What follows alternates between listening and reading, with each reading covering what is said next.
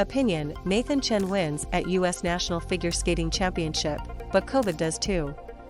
Show Caption Hide Caption US diplomatic boycott of China Winter Olympics. Who goes, who doesn't? As a growing list of countries announced diplomatic boycotts of the 2022 Winter Olympics in China, USA Today sports columnist Nancy Armour explains what it means for the upcoming games. Just the FAQs, USA Today. Nashville, Tennessee, a most unusual U.S. National Figure Skating Championship is over, and the results are crystal clear. Nathan Chen won. Sadly, so did COVID-19.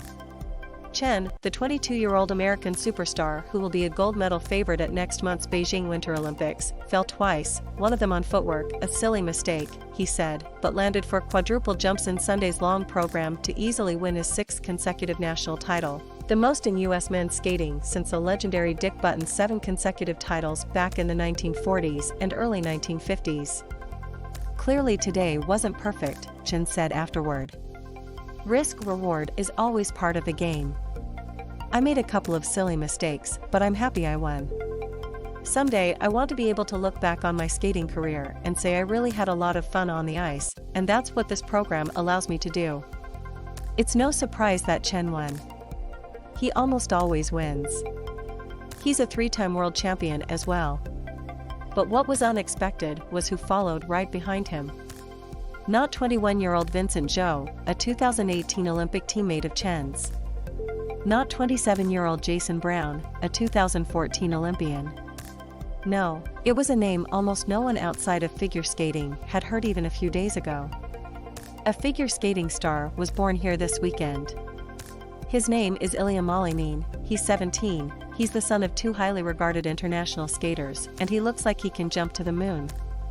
He is a prodigious young talent training in the Northern Virginia suburbs of Washington, D.C., whose Instagram handle says it all, Quad0D, as in Quad God. He landed 2 quads in the short program and 4 in the long program, each looking light as a feather, to finish second to Chen.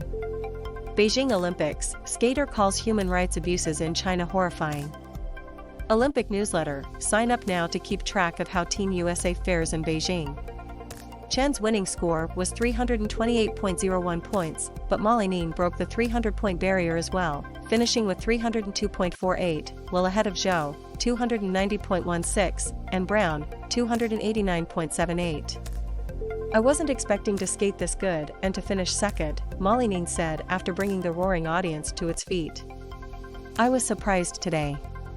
Even though I trained for this moment, I was a bit surprised how easily everything went together and how it all came together. I'm really excited for this moment. I think this gave me a shot to go to the Olympics. That decision came later Sunday, when a U.S. figure skating committee picked Chen, Zhou and Brown, leaving Malinin as the odd man out, but also as the alternate, which could become important with COVID raging. Chen was asked if Malinin reminded him of himself before he won his first national title. I think Ilia is miles ahead of where I was in 2016, Chen said. He has an amazing future. Malinin brought a much-needed breath of fresh air to an event racked by COVID. After knocking out defending national pairs champion Brandon Fraser and 2-time national women's champion Alyssa Liu earlier in the week, both of whom received Olympic berths while in quarantine in their hotel rooms, COVID dealt the event another blow Sunday morning. Tracy Wilson, Brown's coach with whom he drove from Atlanta to Nashville earlier in the week, tested positive.